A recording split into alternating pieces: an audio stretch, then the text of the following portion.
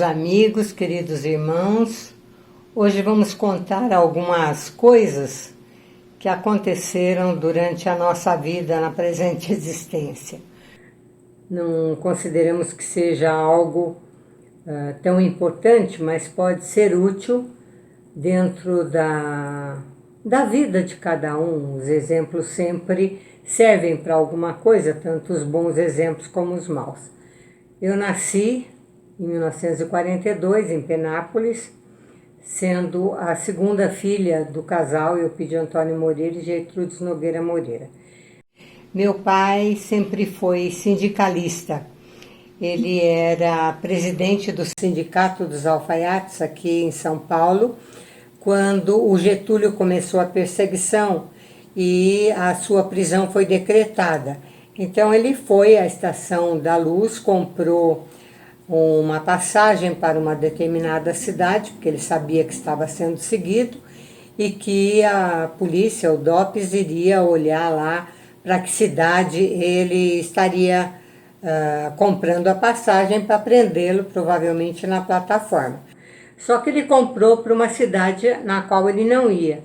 E aí ele foi para a plataforma, atravessou o trilho e tinha um trem de carga indo em outra direção, e ele tomou esse trem de carga indo para a fazenda dos seus primos e ficando lá durante mais de 6 meses, onde ele se apresentou com o nome de Antônio Moreira. Ele chamava Eupídio Antônio Moreira. Tirou Eupídio porque estava sendo perseguido e ficou lá até que a prisão fosse relaxada.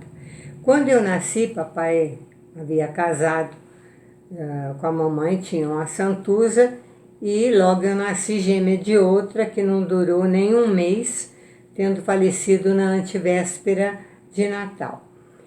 Mas na minha mocidade, na minha juventude, eu me deixei envolver muito pela educação que meus pais me davam. Minha mãe muito católica, muito exigente, com horário, com muita disciplina, com muita ordem. Ela nos ensinava a ler, a escrever, a bordar, a fazer os serviços domésticos, e isso nos foi muito útil. E o papai eu seguia no seu dia a dia dentro do espiritismo. Ele desde 44 fora presidente, foi até 1959 presidente do Centro Espírita Discípulo de Jesus. Então comecei acompanhando no chamado catecismo, que era de Caibar Schutel, e participando dos teatros amadores, fazendo o papel de criança. Eu era menina criança desde os 5 anos, e o Aguinaldo era um menino que decorava a parte da criança menino, né? E apresentávamos aqueles dramalhões de José Papa Júnior, e apresentávamos isto em vários cinemas da região, inclusive no cinema em Penápolis, cobrando ingresso para levantar fundos para a construção do Hospital Espírita Discípulos de Jesus, que meu pai inauguraria no ano de 1959, depois de ter trabalhado ele e todos os companheiros do centro como mestres mesmo de obra, com José Ferriti e com outros, como pedreiro, levantando paredes, rebocando, fazendo instalação elétrica, hidráulica, piso, azulejo, tudo que era necessário para que o hospital pudesse ser feito e que viesse a abrigar a quantidade de pelo menos 44 doentes.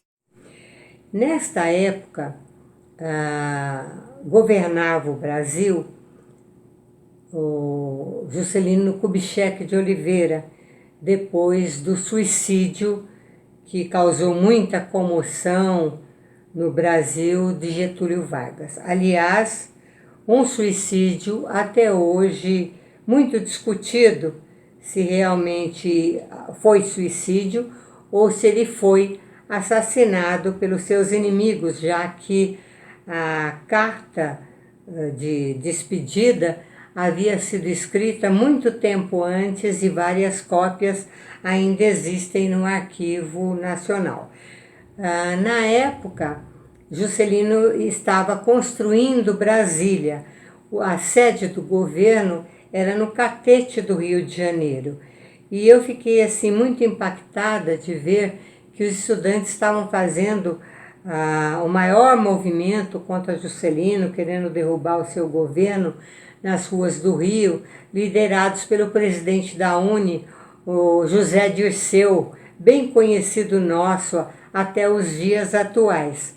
Mas o Juscelino era um homem muito político e que sabia como lidar com as pessoas, desde as mais influentes até as mais simples. Ele era muito popular e ele chamou José Dirceu no Palácio do Catete, conversou com ele e fez com que ele retirasse os estudantes das praças e das ruas, fez um acordo com os estudantes. Enquanto isso, em Penápolis, eu já participava do movimento político, sendo membro do Partido Comunista Brasileiro, junto com alguns outros jovens. Nós havíamos feito um movimento porque, como Penápolis fizera, através de Avanhandava, a sua própria instalação de luz e distribuíra também em várias cidades do interior, a Light estava tomando conta de tudo aquilo que tinha sido feito com o dinheiro do povo e haveria de aumentar e cobrar muito caro pela conta da utilização da energia elétrica. Então foi um dos nossos primeiros movimentos. Nós saímos à rua reclamando e chamando a população a sair também às calçadas, não querendo que a Light pudesse ser a dona da companhia de energia elétrica que havia sido feita às expensas e às custas do próprio povo de Penápolis. E o povo se reuniu e acabou saindo, quebrando as lâmpadas dos postes das ruas para chamar a atenção das autoridades. Então a gente já estava bem engajada. Eu participava do movimento do colégio, do Instituto de Educação Dr. Carlos Sampaio Filho, que era a melhor escola pública, da qual meu pai fazia parte como membro do Conselho de Pais e Mestres. E nós tínhamos uma diretora chamada Dona Lourdes. Depois nós tivemos a Dona Lígia Furquinsim, com quem eu aprendi muito, mas isso é outra história que eu contarei mais para frente. Então nós havíamos convidado o professor Horta de Lins para falar sobre a Lei Diretriz e Base de Educação também, que nós sabíamos que iria modificar a educação no Brasil, transformando-a de uma forma muito ruim para a maioria dos estudantes. Havíamos combinado, Dona Lourdes havia dito que ia ceder o salão nobre da escola, onde cabiam muitas pessoas. Só que quando o professor chegou e já estava no Hotel Soares, que era o melhor hotel da cidade, a Dona Lourdes disse que não tinha prometido para nós o salão e que, portanto, ela não ia permitir a palestra dentro do instituto.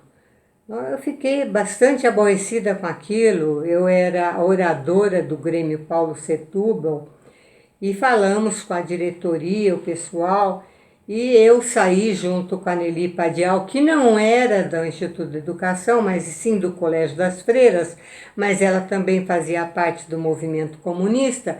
Nós saímos de porta em porta pedindo garrafa, reciclado, papelão, ferro, e carregando em carrinhos de feira e carrinho de mão de pedreiro e levando para a casa dela e depois para o depósito de reciclados para fazer dinheiro com o fim de podermos pagar não apenas a passagem, mas também a estadia do professor e da sua esposa.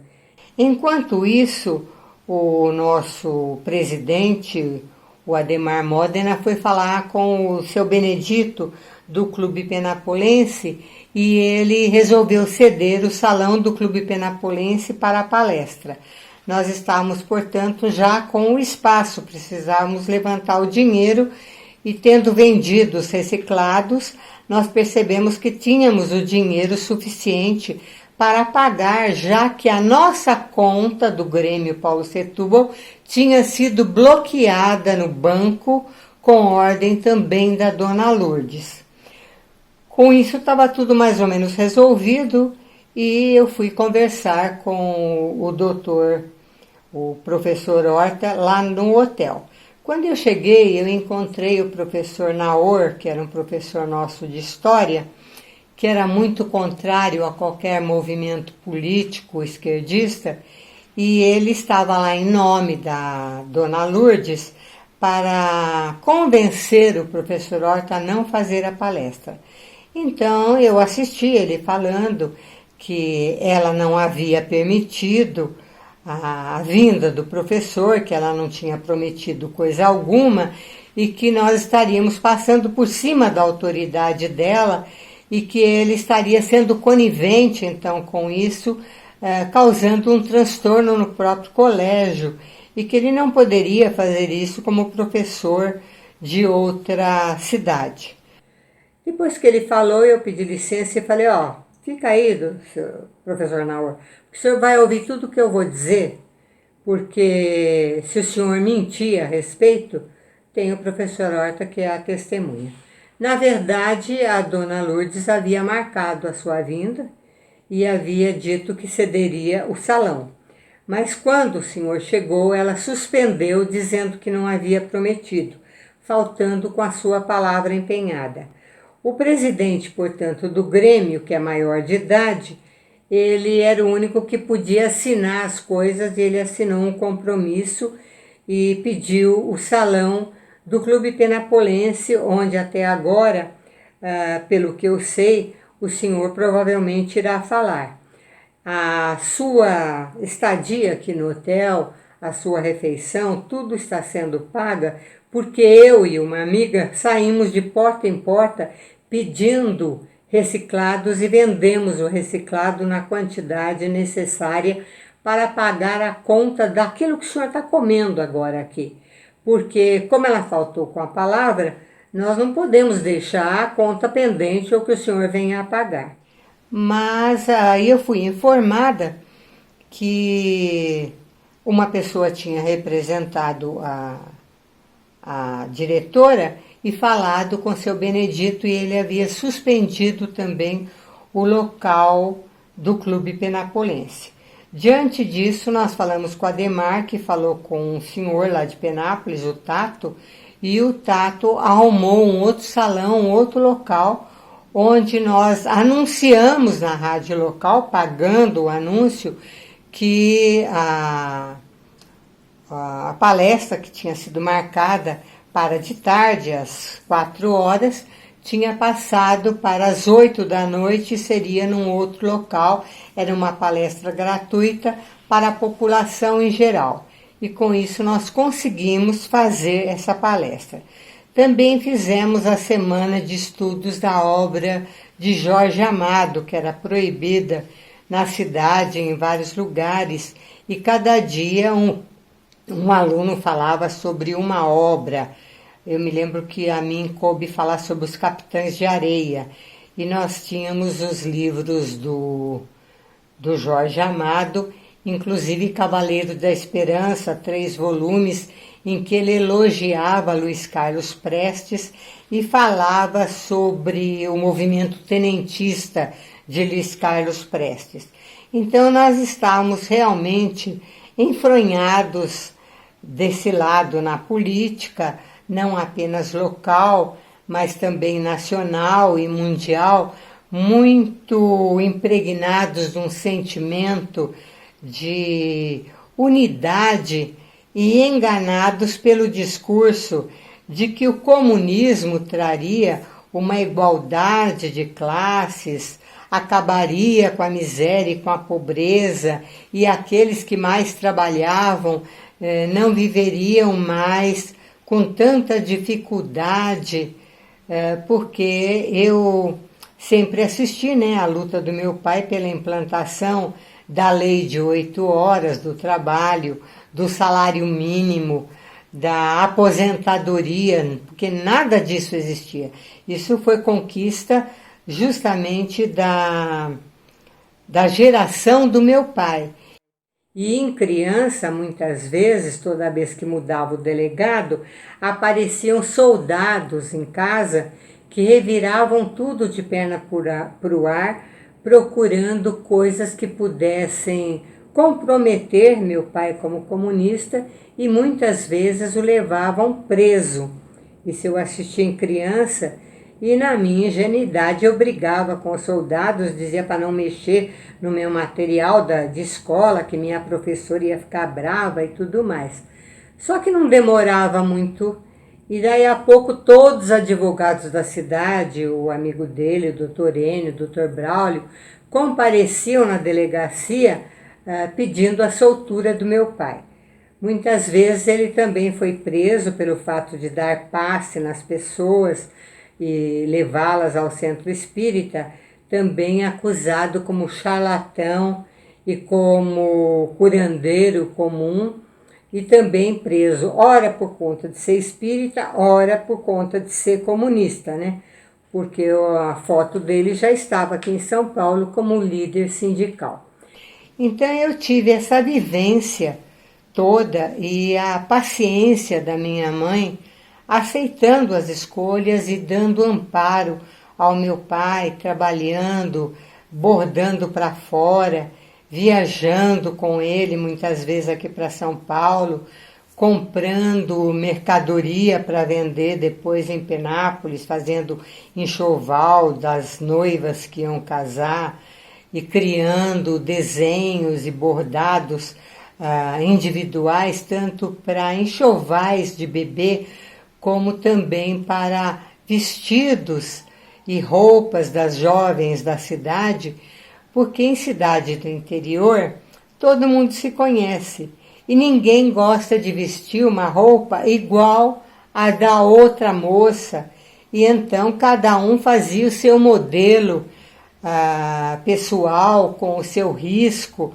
com o seu desenho, e ela não repetia o desenho de um cliente para outro. Então eu vi minha mãe lutando muito para poder ganhar o pão nosso de cada dia e nos sustentar.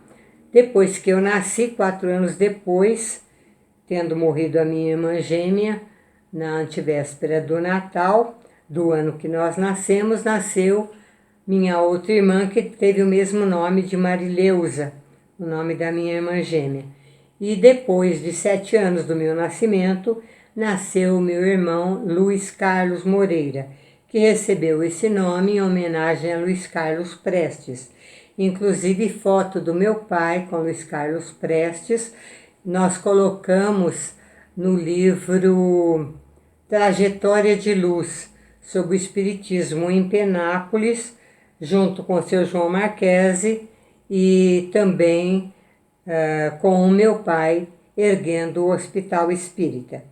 Então papai estava para erguer o hospital, faltava camas, faltava fogão enorme, né, industrial, adequado, faltava material para a secretaria, para a enfermaria e também para o local onde ficavam a solitária, né, daqueles doentes mais furiosos. Muita coisa estava faltando. E ele veio falar com o então governador de São Paulo, Jânio Quadros, para pedir ajuda. Campos Vergal era um orador muito famoso e era deputado pelo estado de São Paulo e defendia muito o espiritismo.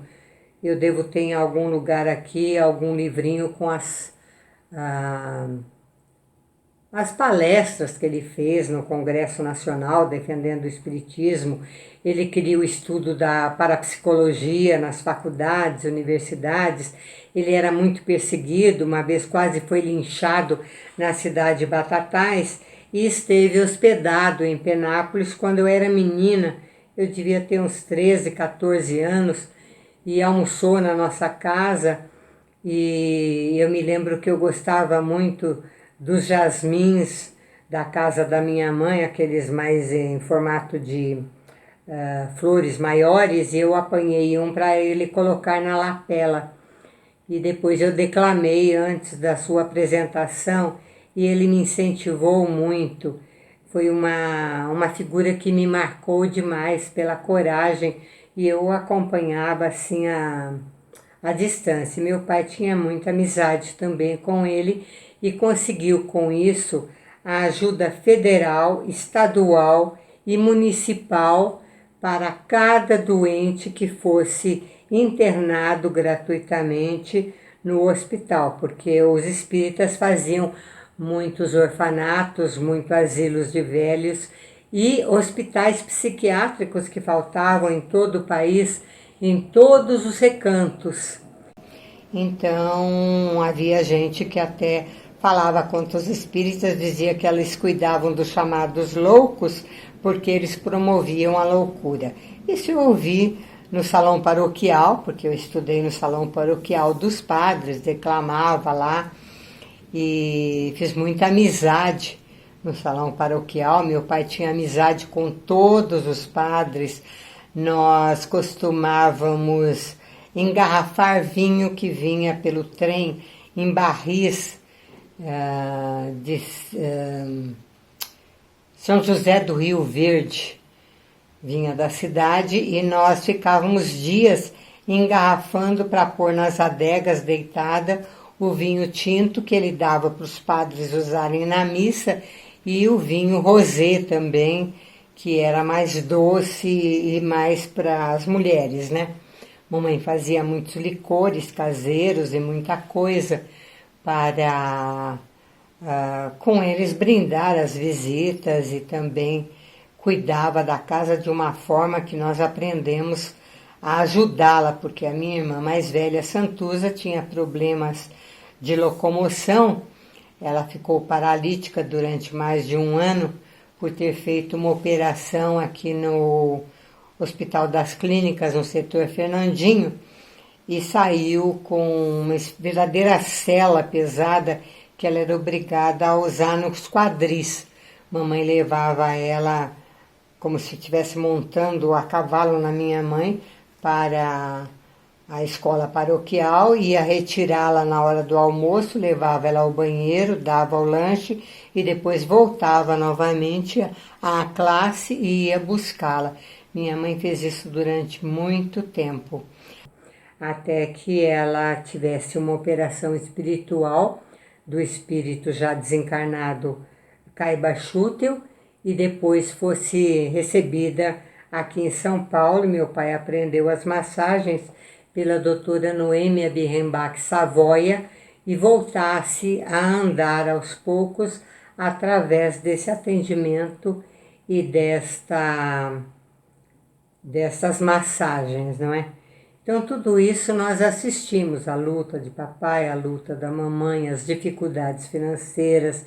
Há muitos casos bonitos a respeito do assunto. Mas então eu trabalhava dentro do espiritismo, dentro da Mocidade Espírita. Eu era oradora da Mocidade Espírita, era oradora também no Instituto de Educação Dr. Carlos Sampaio Filho. Então acabamos fazendo a palestra do professor Horta de Lins e depois continuamos esse trabalho de convite de pessoas para falar ao público, ou na rádio difusora, onde o seu Chico, que era o dono da rádio, e o seu sócio, o seu Sabino, me deram um programa de domingo de crônica ao meio-dia. E então essas crônicas iam ao ar uma vez por semana.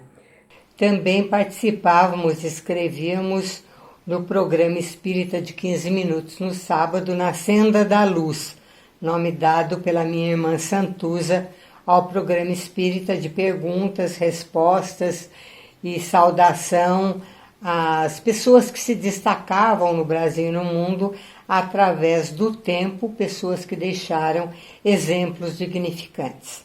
Então foi todo esse trabalho, e nós estamos vivenciando o que se chamou de anos dourados, com a bossa nova no país, que juntava o jazz com o samba, com artistas novos, com festivais de música e também com muitos concursos no interior, tanto na área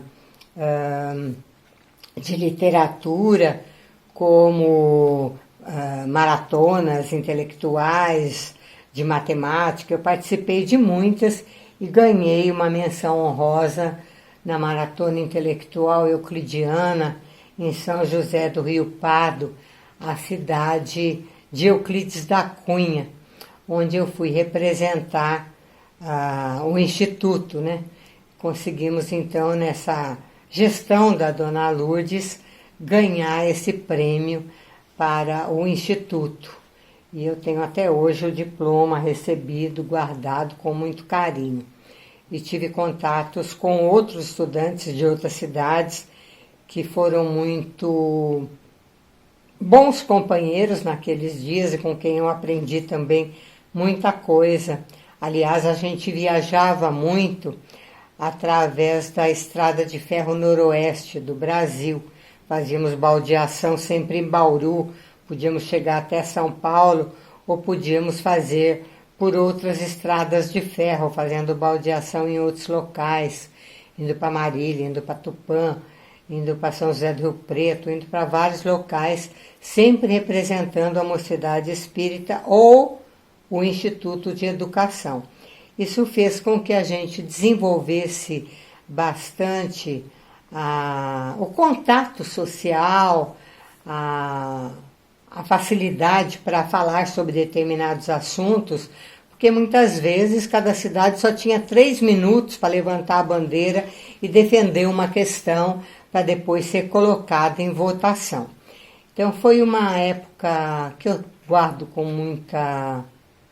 muito carinho, com muita lembrança, embora muitos dos amigos daquela época já tenham partido para o outro lado, como se diz, e muitos eu perdi o contato ao longo da vida. Então eu estava para vir para São Paulo e me preparar, na época, para o vestibular como professora de desenho na FAAP, que era uma escola muito elitista, e onde havia poucas vagas, parece que eram 30 e poucas vagas somente para o curso que eu pretendia fazer, e tentando me preparar da melhor forma possível para conseguir entrar e até pleitear uma bolsa de estudo, já que eu não tinha dinheiro para pagar a escola, que era muito cara.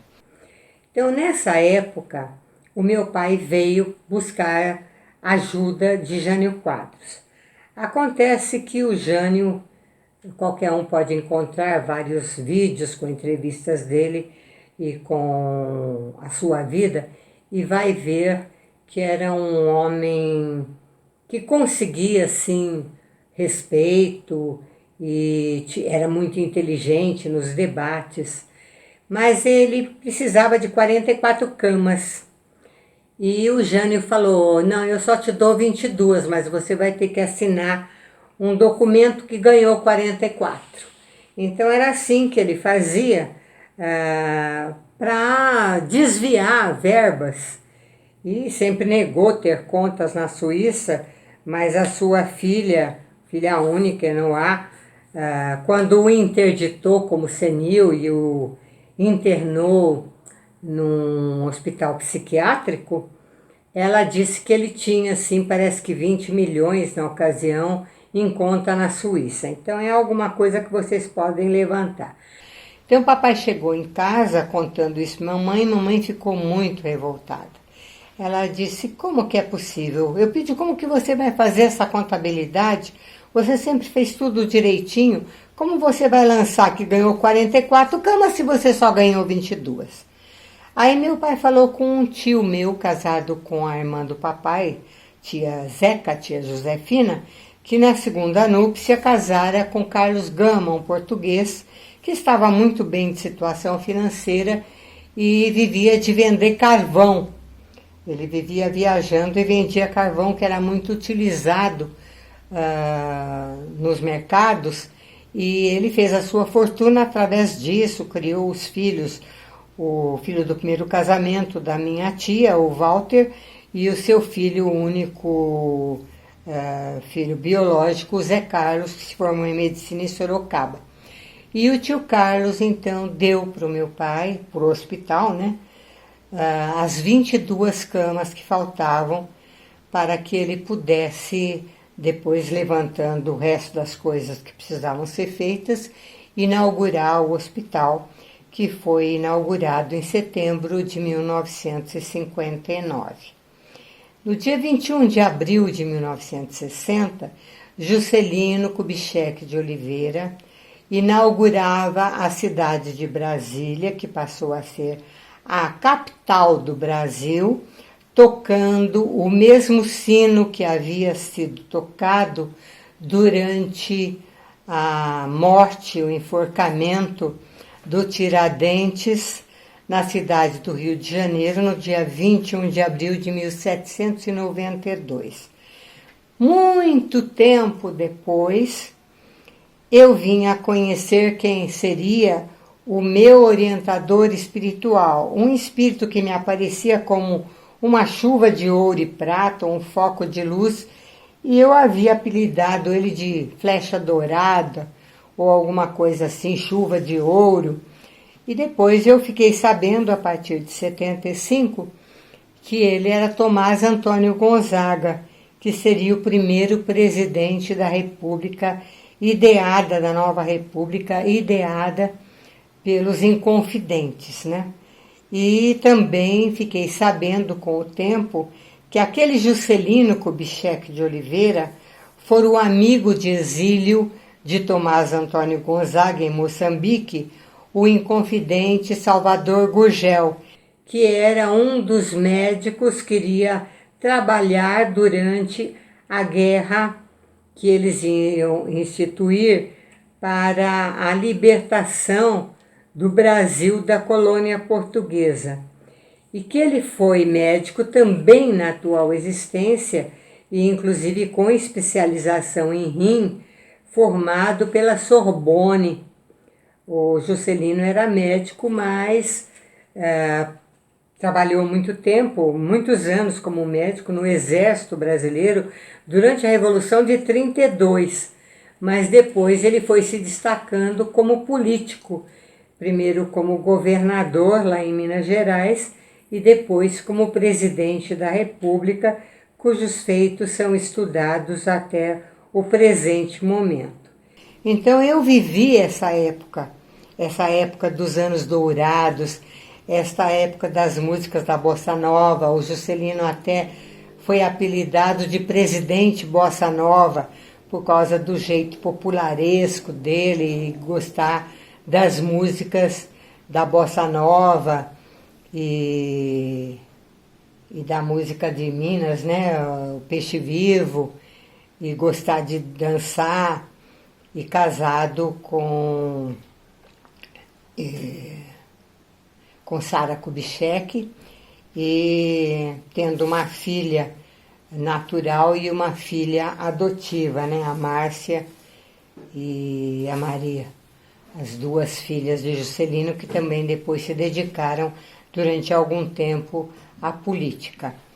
Então tudo isso eu vivenciei, isso tudo uma época muito enriquecedora da história do Brasil, em que o mundo estava também diante de uma guerra fria e que os jovens temiam que o mundo acabasse da noite para o dia por causa da briga entre a Rússia e os Estados Unidos,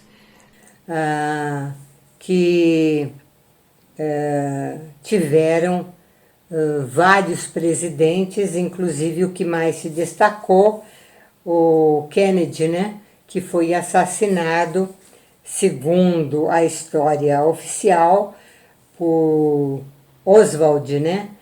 E depois o seu irmão iria tentar também a presidência e também foi assassinado.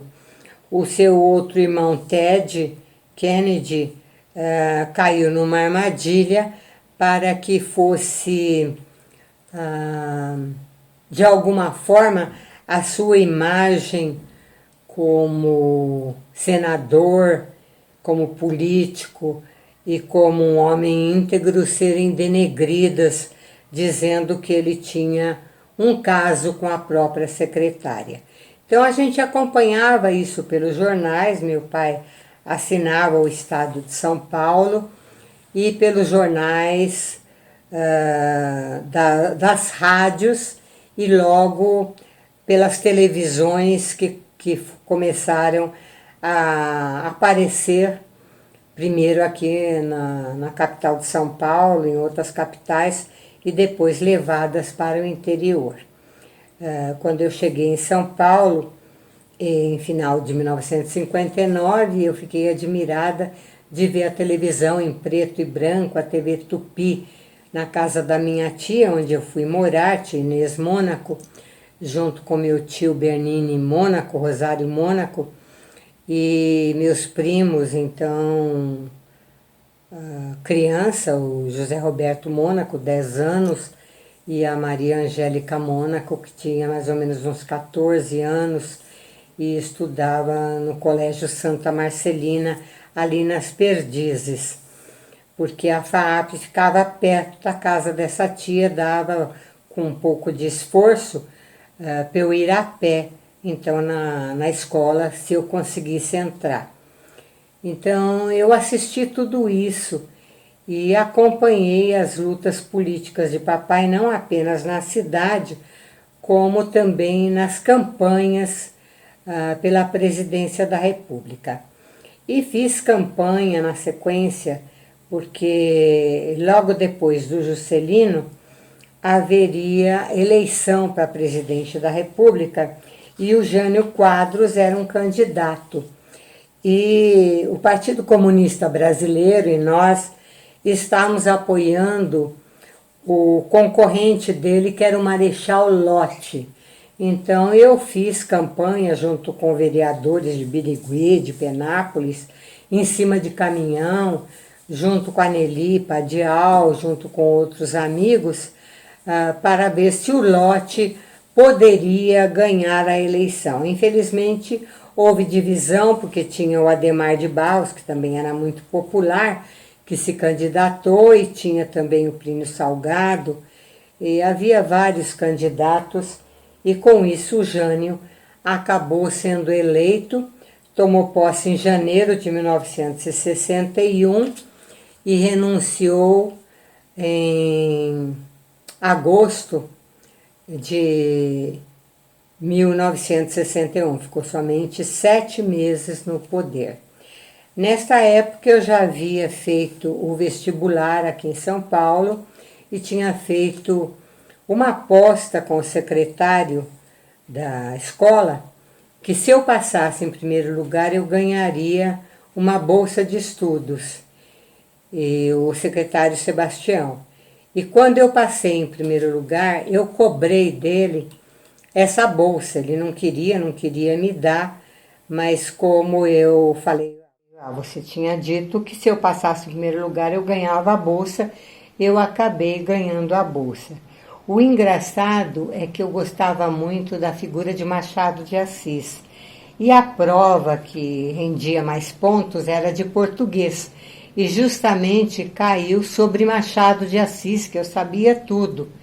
E eu tive muita alegria de poder escrever sobre ele. Foi uma das coisas que definiu o fato de eu pegar o primeiro lugar. Foi também muito engraçado que muito tempo depois, estando eu recebendo pela psicografia livros de Tomás Antônio Gonzaga, eu vi durante uma noite a história de uma moça, Eduarda, cujo apelido era Duda. E eu pedia para o Tomás escrever aquela história que eu já conhecia, da Duda. E o Tomás me trazia Machado de Assis. E isso durante 16 anos. Eu me recusei a receber espiritualmente o livro através de Machado de Assis.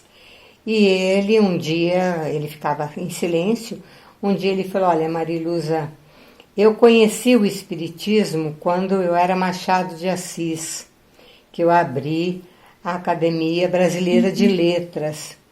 Mas eu não entendi direito o que o Espiritismo propunha e achei que ele propunha que as almas podiam se reencarnar em corpos de animais, como o budismo fala. E então quis caçoar e escrevi a história de Quincas Borba para caçoar de uma pessoa que achava que o amigo tinha encarnado na figura do seu cachorro. E por conta disso eu tenho pago alto preço desde que eu cheguei no plano espiritual. Se você me deixar escrever o livro, você pode até depois jogar fora, não publicar, queimar, mas deixa eu fazer esse trabalho através de você. Que assim eu pagarei o meu débito. Eu fiquei muito envergonhada, porque um dos maiores literatos da língua portuguesa pedindo favor para mim, e eu disse, não, se você escrever do jeito que ficar, fica. E acabei publicando o livro Duda, cuja primeira edição teve assim uma repercussão muito grande, vendeu em pouco tempo, porque um companheiro lá da Bahia, no meio espírita, saiu metendo o pau no livro, então com isso fez a propaganda que o livro tinha sido lançado e todo mundo queria conhecer o livro e foi citado junto com o Confidências como prova estilística na defesa de tese sobre a teoria da comunicação, da paranormalidade, de Thaís Montenegro Chinelato. E nós publicamos também depois a defesa de tese dela com nota 10 de mestrado na USP, citando como fonte estilística Tomás Antônio Gonzaga e Machado de Assis. Isto para falar da nossa vida até chegarmos em São Paulo.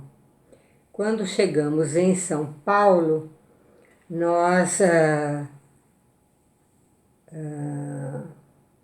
estávamos chegando justamente no final do governo de JK, na inauguração de Brasília. E como o Juscelino havia feito a Companhia Siderúrgica Nacional, como ele havia feito vários locais para armazenamento de grãos no Brasil inteiro, muitas estradas, principalmente a Belém-Brasília, que ligava o oeste, o leste do Brasil, outras que ligavam o norte, o sul. Ele não cuidou muito das ferrovias, ele abandonou um pouco as ferrovias, mas fez muito transporte, então havia assim um boom nas transportadoras através dos caminhões. Ele incentivou muito a Petrobras, criou também elementos para a transformação do petróleo, né, em gasolina, em querosene e tudo mais.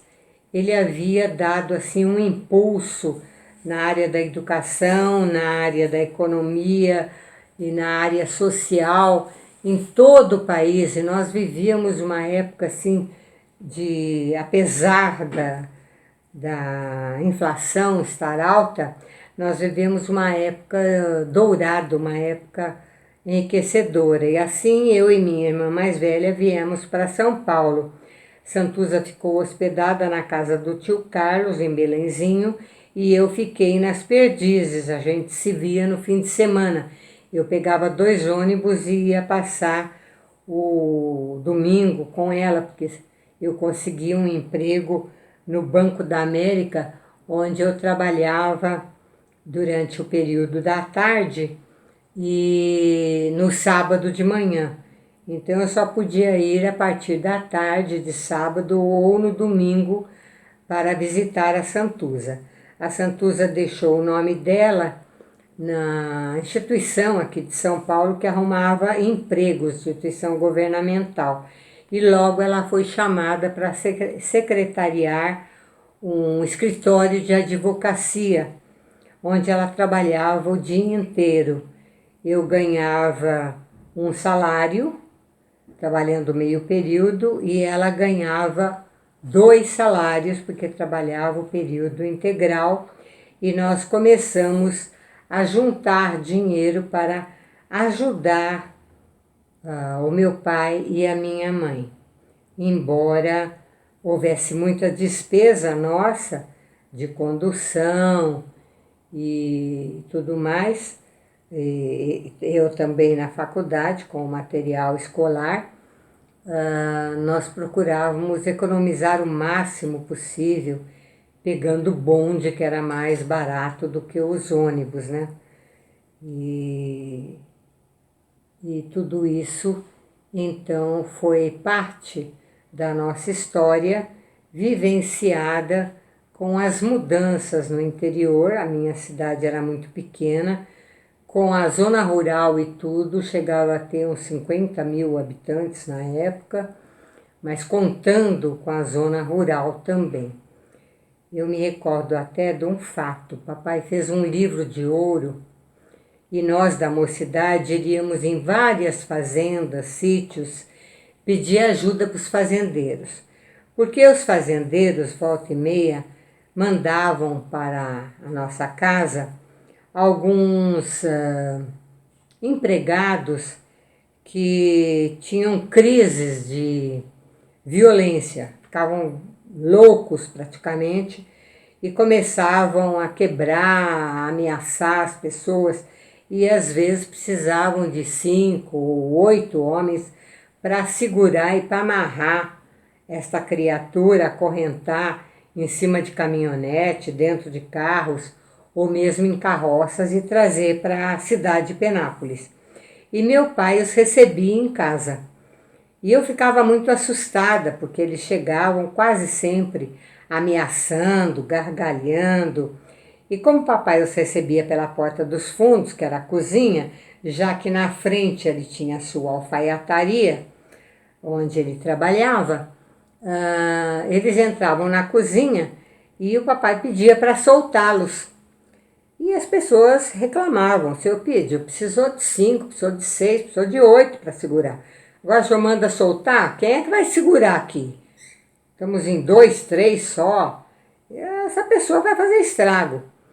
E soltavam. E essa criatura, às vezes porque a gente estava na cozinha, pegava uma faca em cima da pia ou no fogão, ou pegava um tição de fogo, porque nós tínhamos fogão a lenha, e às vezes ainda estava a chama no fogão de lenha, ou para o almoço, ou para a janta, e vinham para cima de papai. Eu era criança, eu ficava assustadíssima. Na minha cabeça, aquela pessoa, homem ou mulher, ia matar meu pai. Só que quando chegava na frente dele, caía de joelhos e começava a chorar. E aí depois eu perguntava para meu pai até via que eu estava xeretando, e pedia para eu pegar no pote um copo com água para dar para a pessoa beber, e queria que eu entregasse. E eu lia muito gibi, eu queria ser homem borracha para esticar o braço, eu não queria chegar perto da pessoa, eu morria de medo. E dava o copo de água e a pessoa acabava voltando a si, às vezes nem lembrava o que tinha feito. E papai então recomendava que numa segunda vez, que não houvesse uma segunda vez, que a criatura fosse ao centro, frequentar o centro, para que eles fizessem trabalho de desobsessão. Que se a pessoa não fosse ao centro, que ele não atenderia mais. Quando o caso era muito sério, ele recomendava internação em hospitais de Itapira, o maior da América do Sul, que ele era amigo do capitão Sarmento, que era o presidente, ou o Dr. Tirapelli em São Manuel Tirapelli, ou mesmo o Novelino em Franca, ou o diretor do Hospital Psiquiátrico de Marília, o Benedito Cunduva, que também conseguia as internações das pessoas. para que eles pudessem ter um atendimento e pudessem se curar do processo deles, né? Então, tudo isso eu assisti. Tudo isso foi muito proveitoso e me fez enxergar outras coisas ao longo dos anos. Então, foram experiências que poucas pessoas podem dizer que participaram. Mas eu me lembro muito da campanha para o Lott, porque o Lott era aquele militar assim, muito honesto, muito severo, como hoje em dia não se vê. Então, se não fosse pelo Marechal Lott, Juscelino Kubitschek jamais teria tomado posse do governo. Porque como o Brasil estava caminhando através dos seus políticos, principalmente Jango Goulart, que era o vice do Jânio, para o socialismo, para o comunismo, querendo o movimento das ligas camponesas, inclusive numa das reuniões aqui em São Paulo dos comunistas, eu conheci o João Julião, né, o chefe das campanhas das ligas camponesas, que propugnava assim pela distribuição abrupta de terras a muita gente, e ele tinha assim uma presença física, uma oratória fantástica. Eu fiquei muito impactada com a figura de João Julião, que depois desapareceu e eu quase não vi. Então, foram pessoas que eu conheci pessoalmente nas reuniões lá na sala do grande astrofísico conhecido mundialmente de Pernambuco, Mário Schemberg, que eu tive a felicidade de conhecer pessoalmente e que tinha um escritório na Praça Dom Pedro II, aqui em São Paulo. Mas isso fica para uma outra ocasião.